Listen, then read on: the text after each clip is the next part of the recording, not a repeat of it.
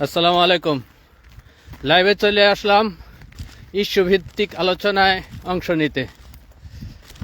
যারা যারা লাইভে আছেন আমার সঙ্গে যুক্ত হবেন তারা আশা করি কমেন্ট করে জানাবেন যে আমার কথা ঠিকঠাক শুনতে পাচ্ছেন। দুদিন যাবৎ আমাদের দেশে একটা ভাষাভিত্তিক এবং শব্দভিত্তিক ইস্যু নিয়ে তুমুল হট্টগোল চলতেছে। প্রকারান্তরে আমাদের দেশে এটাই হয়ে আসছে যে রাজনৈতিক অঙ্গনে কিছু কিছু নেতা মন্ত্রী মহোদয়রা তারা নিজেদের অবস্থান এবং নিজেদের জায়গা যখন চেঞ্জ হয়, বদল হয়, তারা যখন নতুন কোনো আসনে বসে তখন তাদের আর হুঁশ থাকে না। আর আমরা মনে করি যে এটা তাদের বেহুশি কার্যকলাপ। আসলে তা না, তারা ইচ্ছে করেই এরকম ইস্যু আমাদের হাতে তুলে দেয়, কারণ তাদের মেইন ফোকাস হয়েছে কিভাবে দুর্নীতি করব। তো আমাদেরকে যদি একটা ইস্যু হাতে ধরায় দিয়ে ব্যস্ত না রাখে তাহলে তারা দুর্নীতি করতে পারবো না। মূলত এটাই হচ্ছে রাজনৈতিক কুটচালিতা, এটাই হচ্ছে রাজনৈতিক অঙ্গনে বাংলাদেশের রাজনৈতিক জীবনে সবচেয়ে বড় দুষ্টুমি। এই দুষ্টুমিটা আমাদের বর্তমান প্রজন্মকে বুঝতে হবে। তো সেই আলোচনা সাপেক্ষেই চলুন আমরা একটু ইতিহাসে ঘুরে আসি। আমি 52 ভাষা আন্দোলন সম্পর্কে, 47-এর গণ আন্দোলন সম্পর্কে এবং বঙ্গভঙ্গ রদের যাবতীয় কিছু অনেক উৎসুক মনোভাব নিয়ে পড়াশোনা করছি। ছোটবেলা থেকে আমাদের বাবার চাচা জ্যাঠা যারা এলাকার ময়মুরব্বীগণ ছিল তাদের সঙ্গে আমার বেশ উঠা বসা ছিল। আমি দোকানদারি করতাম, তো দোকানের পাশে পত্রিকা আসতো। আমি নিয়মিত প্রায় 5-6টা পত্রিকা প্রতিদিন পড়তাম ক্লাস 7 থেকেই। সেই সুবাদে আল্লাহর রহমতে ইতিহাস জ্ঞান এবং বিশেষ করে ময়মুরব্বীদের সেই আমলের যারা 1920 সালে 15 সালে 38 সালে 35 সালে জন্মগ্রহণ করছে সেই সমস্ত ময়মুরব্বীদের সঙ্গে আমার উঠা বসা ছিল বলেই আমি একটা তুলনামূলক বিশ্লেষণ করতে পারি। কম্পারেটিভ একটা হিস্ট্রি আমার ভেতরে আছে। এটা আল্লাহর দান, যেহেতু মানুষ শিখে জীবন থেকেই, অভিজ্ঞান থেকেই শিখে। আমাদের যেই দলের নেতা কর্মী বলেন, সমর্থক বলেন, তারা শিখে কাদের কাছ থেকে বেশিরভাগ জানেন? তারা শিখে তাদের নেতাদের বক্তব্য, বিবৃতি, ভাষণ এইসব থেকে শিখে। কিন্তু কেউ কিন্তু সহজে এই ভাষণ, বক্তব্য, বিবৃতির সত্যতা যাচাইয়ের জন্য নিজে একটা বই খুলে না, নিজে একটা বড় কলাম পড়ে না, নিজে একটা সংবাদপত্রের বিশিষ্ট কলামিস্টের কলাম পড়ে না। তারা না পড়া করে কি ওই বিবৃতি, বক্তব্যের বিষয়কে কেন্দ্র করেই তারা ইতিহাস জ্ঞান চর্চা করে। আসলে এটা ঠিক না। সেটাই বলার সূত্রে আমি বলতেছি যে আমি কিভাবে এগুলো জানতে পারছি। ধরুন আজকে 1952 সালের সেই ভাষা আন্দোলনের সময়টার প্রেক্ষিতেই যা জানছি তা বলি। আমরা শুনে আসছি যে এই ভাষা আন্দোলনের বিষয়কে কেন্দ্র করে আমাদের স্বাধীনতার বীজ রোপিত হয়েছে। কিন্তু সেই ভাষা আন্দোলনের পটভূমি এবং সেই 21শে ফেব্রুয়ারি ঘটনার পূর্বের পটভূমিগুলো যদি পড়েন তাহলে বুঝতে পারবেন যে আমাদের কিভাবে মিথ্যা গেলানো হয়েছে। এটা আমি নিজের থেকে বলতেছি না, এটা আমাদের সেই ময়মুরব্বীদের কথা বললাম না, তারা আমাকে যেভাবে বুঝাইছে সেটি শুনছি, শুধু তার উপর ভিত্তি করে আমি এটা বিশ্বাস করি নাই। আবার আমি বইপত্র পড়ছি। বিশেষ করে 2019 সালে গোপালগঞ্জে আমি 4-5 মাস একটা ফ্যাক্টরিতে কাজ করতে গিয়ে ওইখানে আমি বসবাস করতে হয়েছে গোপালগঞ্জে, টুঙ্গিপাড়ার খুব কাছে। আমি প্রায় সময় পেলেই টুঙ্গিপাড়ার সেই মুজিবের মাজারে চলে যেতাম। কেন? সেই মাজারের ভেতরেই ছিল একটা লাইব্রেরি, যেটা জনসাধারণের জন্য উন্মুক্ত ছিল। সেই লাইব্রেরিতে ফ্রিতে বই পড়া যেত, আর সেখানে অঢেল বই। আমার বই দেখলে মানে মনে হয় যে সব গিলে ফেলি। তো সেই কারণে প্রায় ওই লাইব্রেরিতে যেয়ে পড়তাম। পড়তে গিয়ে সেখানে আমি স্বাধীনতার দলিলপত্র নামের বইটি দেখি। সেটার অনেকগুলো খণ্ড ছিল, 10-12টা খণ্ড। আমি প্রথমে শুরু করি প্রথম খণ্ড থেকে। প্রথম খণ্ড পরেই আমি তো অবাক। এতদিন যে ময়মুরব্বীদের কাছ থেকে যা শুনছি তার সঙ্গে হুবহুব মিল। আর নেতা নেত্রী, রাজনৈতিক নেতৃবৃন্দদের কাছ থেকে এবং পত্রপত্রিকায় বিশিষ্টজনের যেই অভিমতগুলো শুনছি তার সঙ্গেও অমিল। মানে বিশিষ্টজনদের অভিমত, কলাম, ইতিহাস ভিত্তিক 1952 সালের যেগুলো শুনছি সবই আসলে মিক্সিং। এটার মধ্যে কোনো সত্য মিথ্যা মিশ্রিত। কিন্তু ময় মুরব্বী যা আমাদের বাপচাচারা বইলা গেছে আমাদের সাথে ভাষা আন্দোলনের ব্যাপারে 71 সালের ব্যাপারে, ওগুলো সব বইয়ের সঙ্গে মিল আছে। তো এই স্বাধীনতার দলিলপত্রে কি আছে জানেন? স্বাধীনতার দলিলপত্রের মধ্যেই সমাপনী ভাষণে মোহাম্মদ আলী জিন্নাহ ঢাকা বিশ্ববিদ্যালয়ের সমাপনী ভাষণে যে ভাষণটা দিছিল, ওই ভাষণের হুবহুব কপি, ইংরেজি কপিটা ওইখানে ফটোস্টেট করা, মানে প্রিন্টিং করা বইটার ভিতরে কয়েকটা পেজ, 5-7টা পেজ ওই ভাষণের। এই পেজটার ইংরেজি ভার্সনটা আমি পুরাটা পড়ছি, এবং মূল ইংরেজিটা, আমি ইংরেজি তত দক্ষ না, তারপরও বোঝার চেষ্টা করি সব সময়, ছোটবেলা থেকে ইংরেজির প্রতি আমার আকর্ষণ। সেই হিসাবে সেই ইংরেজি চিঠিটা, সেই ইংরেজি বিবৃতিটা, বক্তৃতাটা মোহাম্মদ আলী জিন্নাহ কি বলছে ভাষা সম্পর্কে সেটা পড়ছি। পড়া আবার ওটা যে বাংলায় লিখিত সেটার লগে মিলাইছি। মিলানো এবং পড়া মূল ভাষণটা ইংরেজিতে সব মিলানো দেখলাম, যা বুঝলাম তাতে দেখা গেল মোহাম্মদ আলী জিন্নাহ আমাদের ভাষার উপরে উর্দু ভাষা চাপায় দেয় নাই। আপনারা পড়া নিয়ে এটা মিথ্যা বলি না কিনা, কিন্তু এটি তো আপনাদেরকে রাজনৈতিক বৃন্দরা জানায় তো না, আর আপনাদের নিজের উদ্যোগে সেটা যাই না নিতে হইব। যারা বিএনপি করি, আওয়ামী লীগ করি, জামাত করি, তারা, আমি আগেই শুরুতেই বলছি, আমরা কিন্তু অন্ধভক্ত, আমরা কিন্তু পাঠ জ্ঞান নিতে চাই না, মানে পড়ার প্রতি আমরা খুবই অমনোযোগী। পৃথিবীর মধ্যে সবচাইতে বোকা টাইপ এবং বইয়ের ঘৃণা করে যে জাতি, সেটা হচ্ছে আমরা বাঙালি। আমরা নিজে বই পড়তে চাই না, নিজে বুঝতে চাই না, যা হুজুরে বলে তাই শুনি, কোরআনটারে হাতায় দেখি না, হাদিস কোরআন পড়ি না, নিজের ভাষাই পড়ি, পড়তে সমস্যা কি? তো সেটাই হলো কথা, যে আপনারা যদি জানতে চান তাহলে ওই এই মোহাম্মদ আলী জিন্নাহ কিসের উদ্দেশ্যে কি বলছিল ভাষার ব্যাপারে, এটা সব পরিষ্কার হয়ে যাবে। ওইখানে উল্লেখ আছে যে উনি বলছে যে দুই প্রদেশকে একত্র, মানে মেলবন্ধন সৃষ্টি করার জন্য আমাদের ভাষা এবং কালচারের একটা মেলবন্ধন দরকার, নইলে আমরা এই দুই প্রদেশে বাঁচাইতে পারবো না। হয়তো পশ্চিমবঙ্গ আলাদা হয়ে যাবো, নাহলে এদিক দিয়ে পূর্ববঙ্গ আলাদা হয়ে যাব, কারণ এখানে ভাষাগত সমস্যা আছে। যেমন উর্দু ভাষা বাঙালিরা, বাংলাদেশিরা খুব সুন্দর করে বলতে পারে এবং বুঝে, কিন্তু উর্দুভাষীরা বাংলা বুঝে না। এটা একটা বিরাট সমস্যা ছিল।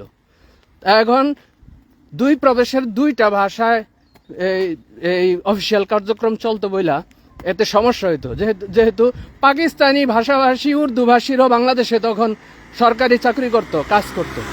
আবার বাংলাদেশি বাংলাভাষীরা উর্দুতে এই পাকিস্তানে গিয়ে বসবাস করত। এখন পর্যন্ত পাকিস্তানি কিছু লোক বাংলাদেশে আছে, আবার পাকিস্তানেও বাংলাভাষী বাঙালি আছে। কারণ স্বাধীনতার পরও তারা বিচ্ছিন্ন হওয়ার পরও তারা আর নিজের দেশে আসতে পারে নাই, আবার এই দেশ থেকে নিজের দেশে যাইতে পারে নাই। আল্লাহ বুঝেন কি সমস্যা। তাহলে বাংলাদেশে যখন বাংলায় রাষ্ট্রভাষা থাকে, রাষ্ট্রভাষা বলতে কিন্তু মৌখিক ভাষা চেঞ্জ না, রাষ্ট্রভাষা বলতে বোঝায় অফিসিয়াল ভাষা। যেমন আপনি আইন আদালতে যাবেন, তারপরে ধরেন এই হসপিটালে যাবেন, বা যে কোনো কাজেই যাবেন, বিশেষ করে সরকারি কার্যক্রমের অফিস আদালত, সেগুলোতে আপনি যদি একটা কমন ভাষা তৈরি না করেন, যে সর্বসাধারণ একই ভাষা বলবে, একই ভাষায় কাজ করবে, সেটার যদি একটা ব্যবস্থা না করেন, তাহলে একটা জাতির মধ্যে সমস্যা হয়ে দাঁড়ায়। যেমন ধরেন বাংলাদেশে এখন বাংলা ভাষা রাষ্ট্রভাষা, এখন অধিকাংশ মানুষ বাঙালি, কিন্তু আদিবাসীরা কি করবে? তারা তো বাংলা জানে না বেশি, তাদের জন্য কি করা লাগবে? এদের জন্য একটা ব্যবস্থা নিতে হবে না? তবে আসার কথা হইলো, এতদিন একটা ব্যবস্থা হয়েছে, আদিবাসীরা, তার পাহাড়ি অঞ্চলের লোকেরা বাংলা বলতে পারে, বাংলা বুঝে, আচ্ছা, এটার একটা সমাধান হয়েছে। কিন্তু তখন পাকিস্তান আমলে এটা ছিল না। এখন এই দূরত্বটাকে কমিয়ে আনার জন্য মোহাম্মদ আলী জিন্নাহ ওই সমাপনী ভাষণে এই প্রস্তাব করছে যে রাষ্ট্রভাষাটা উর্দু দেয়া হোক। যদি আবার কিন্তু ওই ভাষণের ওই কপিতে আপনি পড়ে দেখেন, আবার তিনি এটাও উল্লেখ করছেন, যদি বাংলাদেশিরা না মানে, যদি আমার এই প্রস্তাবটা না মানে, তাহলে সমস্যা না, ওয়েলকাম। এই দেশের পূর্ব বাংলার বাঙালি যদি মনে করে আমি ভুল বলছি, তাহলে মেনে না নেক, কিন্তু এটা আমার পক্ষ থেকে একটা প্রস্তাব। এই প্রস্তাবটা শুই না ওই ঢাকা বিশ্ববিদ্যালয়ে কিছু উগ্রপন্থী, ভারতপন্থী রয়ের দালালরা ছিল, খেপে গেছে। ওই খেপার চোটে আইয়া বাইরে চিল্লান দিছে। এটা কিন্তু সব এখানে আছে, ওই বইয়ে আছে, আমার কথা না। ওইখানে চিল্লাচিল্লি করে একটা গ্যাঞ্জাম পাকায়া বুঝাইছে, হায় হায় আমার মুখের ভাষা কাইরা নিতে চায়। আসলে এটা ছিল না, মুখের ভাষা আপনার কাইরা নিতে চায় নাই। আপনি আপনার ভাষায় কথা বলবেন, অফিস আদালতে যে আপনি উর্দুতে বলতে হইব বা যদি আর কি আপনি অনুমতি দিতেন, এটা বললে অসুবিধা ছিল না। তো বর্তমানে কিন্তু ইন্ডিয়াতেও প্রায় হিন্দি চলে সবার জায়গায়। চেন্নাইরা কিন্তু চেন্নাই অঞ্চলের লোক কিন্তু হিন্দি ভাষা মাইনা নিতেছে না, তো তারপরও চলতেছে। যেখানে যান আপনি ভারতের, হিন্দি হয়েছে কথিত বা কথ্য ভাষা, অফিসিয়াল ভাষা। এরপরে আইন আদালতের মধ্যে ইংরেজি চলে দু একটা, কিন্তু বেশিরভাগ কিন্তু হিন্দি মাইনা নিচ্ছে তারা। তো এটা কিন্তু তাদের মেলবন্ধনটা তৈরি করছে, এটাই কিন্তু উত্তম। সিঙ্গাপুরে আমরা থাকছি, মালয় ভাষাকে একটা রাষ্ট্রীয় ভাষার মতন করে রাখছে, হয়তো লিখিত না কিন্তু অলিখিতভাবে মালয় ভাষাটা চলে। চাইনিজে মালয় বলে, মালয়রা মালয় বলে, তামিলরা মালয় বলে। এই যে ক্রোয়েশিয়াতে আমরা দেখি, ক্রোয়েশিয়া দেশেও অনেক দেশি লোক আছে, কিন্তু এখানে তারা রাষ্ট্রভাষা ক্রোয়েশিয়ান করে দিছে বাধ্যতামূলক। যে অন্যভাষী লোক আছে তারাও ক্রোয়েশিয়ান ভাষা শিখতে হবে। তো আপনি যদি ওই সময় বাংলা ভাষা যদি সহজ হইতো, তাহলে আপনি প্রস্তাব দিতেন, উল্টা বলতেন যে উর্দু না, রাষ্ট্রভাষা বাংলা করো, ওই পশ্চিম পাকিস্তান রাষ্ট্রভাষা বাংলা হইতে হইব। এই দাবি তো আপনারা করেন নাই। আর করবেন কেন, কেমনে করবেন? কারণ বাংলা ভাষা তো উর্দু ভাষীরা বুঝেই না। বাংলা এমন একটা কঠিন ভাষা। পৃথিবীর মধ্যে আমি এই বিভিন্ন দেশে ঘুরা ভাষা তত্ত্ব নিয়ে যতটুকু নিজে নিজে রিসার্চ করছি, পড়ছি, তাতে আমি নিজেই বুঝি আমার বাংলা ভাষা মনে হয় যে পৃথিবীর সবচেয়ে কঠিনতম একটা ভাষা। এই ভাষা পৃথিবীর খুব কম লোকে গ্রহণ করব। ভাগ্য ভালো যে আমরা এখনো গ্রহণ করে চলতেছি, কিন্তু আমাদের জন্য কষ্ট হয়। আমরা যে ভাষায় কথা বলি, বাংলা ভাষায়, এই ভাষাকে যদি অন্য ভাষায় অনুবাদ করতে যাই, কোনো একটা বাক্য, কোনো একটা সেন্টেন্স, দেখা যায় খুব প্রবলেম হয়। আমাদের ভাষা সম্পূর্ণ উল্টা। কিন্তু আমি দেখি চাইনিজ থেকে যখন ক্রোয়েশিয়ায় অনুবাদ করি, অথবা ধরেন ক্রোয়েশিয়া থেকে ইংরেজিতে অনুবাদ করি, ইংরেজি থেকে ক্রোয়েশিয়া করি, তাহলে তাদের ভাষার একটা স্ট্রাকচার, সেন্টেন্সের যে স্ট্রাকচারটা হুবহুব সেম। কিন্তু বাংলাদেশে আর উল্টা, বুঝছেন? তো এই বাংলা ভাষাটা একটু টাফ, জটিল। তো এই জটিল ভাষা, অনেক বাংলা ভাষা তো আমরাও স্বীকার করব যে আমরা নিজের ভাষা নিজেই বুঝি না। যেমন কোরআন শরীফের অনুবাদগুলি আছে, এটা কেউ পড়তেইছে না, পড়তে গেলে ঘুমায় পড়ে, মানে বুঝেই না। বাংলা নিজের ভাষায় নিজে পড়তে যায় বুঝে না। কেন বুঝে না? কারণ বাংলা ভাষাটা একটু জটিল, এবং এই নিয়ে তারা গবেষণা করে না। ছোটবেলায় এর প্রতি নজরও দেওয়া হয় নাই, স্কুল একাডেমিতে অত পড়ায় নাই যে বাংলা ভাষাটা কেমনে বুঝতে হইব, বাংলা ভাষাটা কেমনে আয়ত্ত করতে হইব।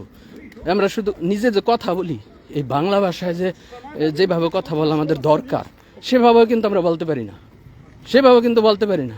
বইয়ে একরকম, কথায় আরেক রকম, এক অঞ্চলে একরকম, অন্য অঞ্চলে আরেক রকম। এইসব দেশে, আমার সমস্ত দেশে আইসা দেখি কি, নিজেদের যেই ভাষার প্রতি যে তাদের অনুরাগ, যে কাজ, আপনি দেখলে অবাক হয়ে যাবেন। একটা ভাষার একটা শব্দরে তারা নিখুঁতভাবে ব্যবহার করে, মানে নিখুঁত। আমরা যেমন আঞ্চলিকতা আছে, টান আছে, এই বক্কর চক্কর আছে, অগয়েরই নাই। ওরা যেই শব্দটারে সঠিকভাবে বলতে হইব, শুদ্ধতম বলতে হইব, সেটা তারা স্কুল থেকে বইলা দেওয়া হয়েছে, শিখাই দেওয়া হয়েছে। যেমন আমরা শিখতে গেলে আমরা অশুদ্ধ বললেও তারা ঠিক করে দেয়, বলে না যে সে তো একটা ফরেনার, তার কাজটা শব্দটা এমন হোক, এটা তারা মানে না। তারা আবার সংশোধন করে দেয়, এমনে বল। কিন্তু আমাদেরকে কি এভাবে শেখানো হয়েছে? তাইলে আমরা এই ভাষা নিয়ে এই বক্কর চক্কর এত একজনের আরেকজনের ইনকিলাব জিন্দাবাদ বলে সমস্যা, এই আজাদি বললে সমস্যা, এগুলো কে বলে? এগুলো বলে ওই বজরঙ্গের দল, বিজেপি যেভাবে মুসলিম নিধন করতেছে, একে অন্য মুসলিমদের উপর আধিপত্য বিস্তার করে রাজনীতির ভোট ময়দান গরম করতেছে।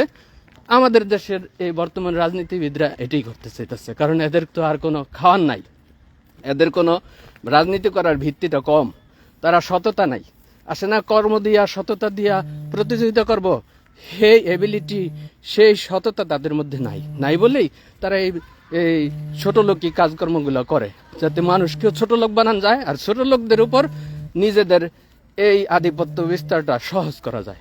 আমরা যদি এগুলো নিয়ে ঝগড়াঝাটি করি, ভাষা নিয়ে, শব্দ নিয়ে, তাইলে ওদেরই লাভ।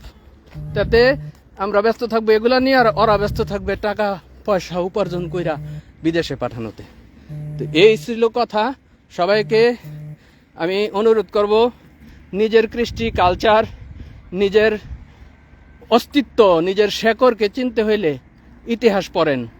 কিভাবে ইনকিলাব শব্দ আসছে, কিভাবে আজাদি শব্দ আসছে, কিভাবে মজলুম শব্দ আসছে, এগুলোর প্রতি রিসার্চ করেন। আজকালকার এই তরুণ প্রজন্ম যেভাবে এই জুলাইকে সহজ করে দিল। জুলাইকে যেভাবে তারা ধারণ কইরা যেভাবে এই পটভূমিতে তারা আন্দোলনকে সফল করলো, এর পেছনে কিন্তু এই তরুণ প্রজন্মের নিজস্ব মেধা, নিজস্ব জাতীয় সংস্কৃতি, নিজস্ব ইতিহাস সম্পর্কে তাদের ধারণা ছিল বলে তারা পারছে। কিন্তু আমরা মনে করতেছি খালি বালি ধঞ্চা, এই তরুণরা ধঞ্চা না, এই তরুণদেরকে যেভাবে মুজিব আদর্শ শেখাইতে যাইয়া এই বাকশালী শিখাইছে, মুজিব আদর্শ শিখাইতে যে মিথ্যাচার ইতিহাসগুলি শিখাইছে, সেই ইতিহাস উপেক্ষা করে তারা ডেইয়া গিয়া নিজেরা ইতিহাস পড়ছে। সেই কারণে তাদের মুখ থেকে ইনকিলাব জিন্দাবাদ আইছে, সেই কারণে তাদের মুখ থেকে আজাদি শব্দ আইছে।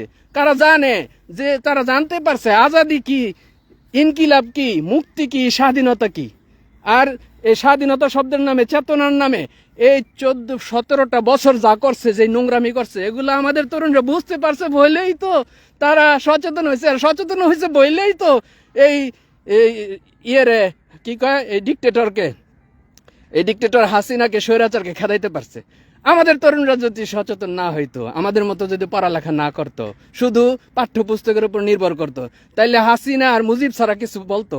তারা কি এভাবে শুট খাইয়া মরার জন্য বুক পাইতে দিত? তাইলে আপনি বুঝেন, আমি যে ঝগড়াগুলো করতেছি যে বিষয়টা নিয়ে, ওই বিষয়টা আবার আমাদের উপরে ঢাইলা দিতে চাইতেছে। এটা আপনারা বুঝেন না? বুঝা কেন এই দলান্দতা করেন? টুকু যে কথাটা কেছে, এটা যারা বিএনপি করে তারা কেন ওর সাপোর্ট করেন? টুকু কি দালাল হইতে পারে না? আর দালাল যে হইছে, এটা কি প্রমাণিত হয়েছে না? কারণ সে এখন এত সুন্দর করে দেশটারে গঠন করার জন্য তারেক রহমান চেষ্টা করতেছে, এখানে সে ডিস্টার্ব কেন করলো? এই বাক্যটা ব্যয় করা, এই কথাটা ব্যয় করে আক্রমণ করা কেন ডিস্টার্ব করতেছে? আজকে বিরোধী দল যদি আওয়ামী লীগ হইতো, এবং এই যে গণভোট নিয়ে, ভোট নিয়ে যে একটা গ্যাঞ্জাম হয়েছে, বিএনপি যে মানলো না, শপথ নিল না, এটা যদি হইতো আওয়ামী লীগের অবস্থানে, আওয়ামী লীগ বিরোধী থাকা অবস্থানে, তাহলে কয়টা হরতাল হয়ে যেত এতদিনে? তো এই হরতালগুলো হইতাছে না, ভাঙচুর হইতাছে না, কারচুপির কথা কইয়া মাইনা নিতাছে না, এইগুলি করতে করতে তো 6 মাস যাইতো গা যদি আওয়ামী লীগ থাকতো। তো জামাতে ইসলাম একটু সুসভ্যভাবে বিরোধী দলীয় ভূমিকা পালন করতেছে। এটা করলে তো এই টুকুরা তো দুর্নীতি করতে পারতো না। কারণ সুস্থ শৃঙ্খলভাবে এই বিরোধী দল ছায়া মন্ত্রী গঠন করতেছে। ছায়া মন্ত্রী মানে এই টুকুরা যাতে চুরি করতে না পারে, সর্বক্ষণ নজরদারিতে থাকবো বিরোধী দলের। কিন্তু বিরোধী দলরা উল্টাপাল্টা রাস্তায় নেমে আন্দোলন করতো না, ভাঙচুর করতো না, বাসে আগুন ধরাইতো না, হরতাল করতো না। এটি না করলে তো টুকু চুরি করতে পারতো না। এই বিষয়টার জন্যই টুকুরা এটা করবো। আর টুকুরা কিন্তু একলা না, টুকুদের পেছনে শাহবাগ আছে জড়িত। পিছনের 17 বছরের ইতিহাসে যতটা না খারাপ কর্ম সম্পাদিত হয়েছে হাসিনার দ্বারা, হাসিনাকে প্রেশারাইজ করছে কিন্তু এই শাহবাগীদের কোনো কিন্তু জনমত নাই। এই ইলেকশনে শাহবাগীরা একটা আসনও পায় নাই, বামপন্থীরা একটা আসনও পায় নাই। তো কেন পায় নাই? কারণ তারা জনসম্পৃক্ততা তাদের নাই, তাদের জনসংশ্লিষ্টতা তাদের নাই, তাদের ভোট ব্যাংক নাই, তাদের মোটামুটি বলতে কিছুই নাই। তাদের শুধু আছে বাইরে থেকে দালালি করব, ভারত থেকে টাকা আসবো, ওই টাকায় মুখে লিপস্টিক লাগা বড় ফোঁটা দিয়া সুলতানা কামালরা এই বাঙালি বয়ান দিব। এই বয়ানের ব্যবসা মাধ্যমে, এই বয়ানকে ব্যবসাকে প্রতিষ্ঠিত করার জন্য হাসিনারে এরা চালাইছে, এবং হাসিনাও তাদের কথায় চইলা ভারতের অঙ্গরাজ্য বানাইছে। এখন হাসিনায় নাই, এরা চলবো কি দেয়া? এখন চলবো ভাষা দিয়া। এখন ভাষারে কইব ইনকিলাব চলতো না, বক্করচর। কিন্তু তারা কিন্তু তো প্রথম বলে না, এটা বলা কারে দেয়া? বিএনপির নেতাকর্মীদের, যারা ক্ষমতায় আছে। এতে কিন্তু তাদের উভয় দিক থেকে লাভ।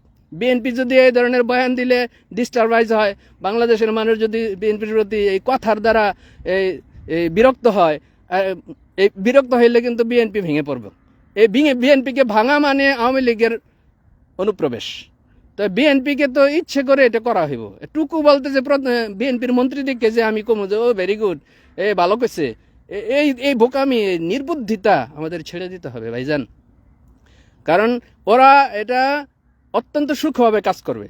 ওরা এই শব্দ দিয়ে করবে, একটা শব্দ দিয়ে করবে, একটাই করে। আজকে হাসিনা যে চলে গেছে, হাসিনা কি দেশের জন্য উন্নয়ন করে নাই? কত কিছুই তো করছে। তার জনপ্রিয়তা অর্জনের জন্য সে বহুত কিছুই করতে পারছে, কিন্তু তার মুখের জন্য সে পারে নাই। তার মন্ত্রী পরিষদের মুখের কথা, তাদের অঙ্গভঙ্গি, এগুলার জন্য মানুষ বিরক্ত হয়েছে। কাঁঠাল দিয়া আপনার খাওয়াইছে, বার্গার খাওয়াইছে, পেঁয়াজ ছাড়া রান্না করাইছে, তেল ছাড়া রান্না করাতে রেসিপি দিচ্ছে, সিদ্ধ ডিম ঢুকাইছে তো গেছে ইয়ের ভিতরে, তবু সিন্ডিকেট আটকায় নাই। তো কিন্তু কথায় কিন্তু সে পড়ে গেছে। লাস্টের কথায় সে যখন রাজাকারের নাতিপুতি বলছে, এটার কথায় কিন্তু তার পড়তে হয়েছে। তো সুতরাং সাবধান থাকতে হইব। বিএনপির মধ্যে মন্ত্রীরা এমন স্লিপ অফ টাং বলেন, আর ইচ্ছে করে ভুল বলেন, বা ষড়যন্ত্র চক্রান্তের বাস্তবায়নের জন্য যা বলে করব, কিন্তু আমাদের সাধারণ নাগরিক হিসেবে বিএনপিকে প্রথমে আমাদের একটু সহযোগিতা করতে হবে নিজের স্বার্থে। এখানে বিএনপির কথা বলতেছি বলে না বিএনপির জন্য আমি অন্ধ, বিএনপির ভালোবাসি, তা না। এখানে যদি বর্তমানে আওয়ামী লীগও হইতো, তাও আমি একজন নাগরিক হিসাবে বলতাম প্রথম 6টা মাস 1টা বছর তাকে বিনা ডিস্টার্বে, বিনা বিরক্তিতে এগিয়ে যাইতে দেই।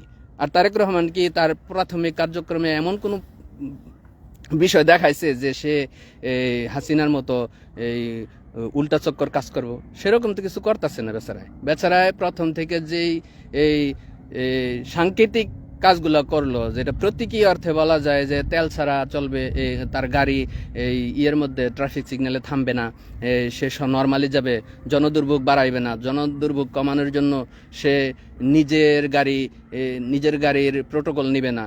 এগুলা যে করতেছে, এগুলি কি একটা আমাদের সভ্যতার প্রাথমিক দর্শন না, প্রাথমিক নিদর্শন না? এগুলো আমাদের এই প্রাথমিক নিদর্শনগুলো এই সূচনা পর্বটারে ডিস্টার্বিং করার জন্যই টুকুরা মুখ খোলে। আবার গতকালকে কি করলো, রুমিন ফারহানারে এই কি শহীদ মিনারে ফুল দিতে দিল না।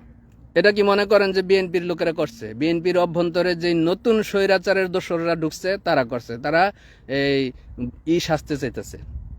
তারা বহুত দেশপ্রেমিক। রুমিন ফারহানা বেইমানি করছে দলের লগে, এখন আরে ফুল দিতে দিব না। তাহলে লাভটা হলো কি? এই গণ আন্দোলন কইরা এই অভ্যুত্থান ঘটায় জুলাই কি জুলাইয়ের আকাঙ্ক্ষা কি এটা ছিল? সর্বস্তরের মানুষ ফুল দিতে যাইব, রুমিন ফারহানাও যাইব। রুমিন ফারহানার বাপ অলি আহাদ কি করছে ভাষার জন্য, সেই ইতিহাস তারা জানে, কিন্তু তারা আপনাকে বলে না। রুমিন ফারহানার পিতা অলি আহাদের প্রথম থেকেই ভাষা বিষয়ে, বাংলা ভাষা রক্ষার্থে তার আন্দোলনের সমস্ত ভূমিকা, মনে হয় যে 50% ভূমিকা রুমিন ফারহানার বাপের, অলি আহাদের। তাইলে সেই অলি আহাদের কন্যাকে যাইতে দিলেন না। এটা কি অলি আহাদের কন্যারে যাইতে দিলেন না, নাকি এই অলি আহাদের কন্যারে ঠেকাইয়া দিয়া কন্যারে প্রেশার দিলেন যাতে আওয়ামী লীগরে ঘরে তোলে এবং আওয়ামী লীগের দলে যায়, আওয়ামী লীগের হয়ে কাজ করে? নিপীড়িত হইলে তো এটাই করবো না? আপনি যখন 2001 সালে 2006 থেকে 8 সালে ফখরুদ্দিন আমল ছিল, তখন 2 দলে নিপীড়িত ছিল। তখন কি আপনি আর আওয়ামী লীগ মিল্লা গেছিলেন না? বিএনপি আওয়ামী লীগ মিল্লা এই ফখরুদ্দিন রে খেদাইয়া তারপরে আপনারা ক্ষমতা দখলের চেষ্টা করলেন না নির্বাচনের নামে? তো এমনই তো হইব যদি আপনি জামাতরে প্রেশার দেন, জামাতরে যদি উপেক্ষা করেন, রুমিন ফারহানাগো মতো স্বতন্ত্র প্রার্থীদের উপেক্ষা করেন, তারা কি আবার আওয়ামী লীগরে সঙ্গে নিব না? তাই এই কাজটা করার জন্যই তো রুমিন ফারহানারা অ্যাটাক হয় শহীদ মিনারে, যাতে তাদেরকে বিরক্ত করলে তারা বিরক্ত হয়ে বিএনপির আর সহযোগিতা না করে, বিএনপির একা করে দেয়। এগুলো বুঝতে হবে। যারা না বুঝে হুদা অন্ধ দলকানা, মন্ত্রী যেটা করলো হেডেই সই, নেতায় যেটা করলো হেডেই সেই অজ্ঞ মূর্খদের কারণে আজকে বাংলাদেশ উঠে দাঁড়াতে পারতেছে না। শেষ সময়ে শুধু এটুকু বলি, আমার এই ভিউতে অনেকেই আছেন টানা প্রায় অনেকে আধা ঘন্টা যাবৎ কথা বলতেছি, 8-9 জন আমার এই ভিউতে আছেন অলরেডি, ভিউয়ার্স হিসেবে দেখতেছেন। তাদেরকে উদ্দেশ্য করে বলি, আমরা যা কিছুই দেখবো শুনবো সেটা পড়াশোনার মাধ্যমে যাচাই করব। এটাই আমার শেষ কথা। পড়াশোনা না করলে এই নৈর্ব্যক্তিক চিন্তা আসবে না, যে আপনার অপশনাল চিন্তা আসবে না, যে যা কি থেকে কি হইতেছে। আমি যে বিএনপি করি এটা কি ঠিক করতেছি, কেন বিএনপি করি?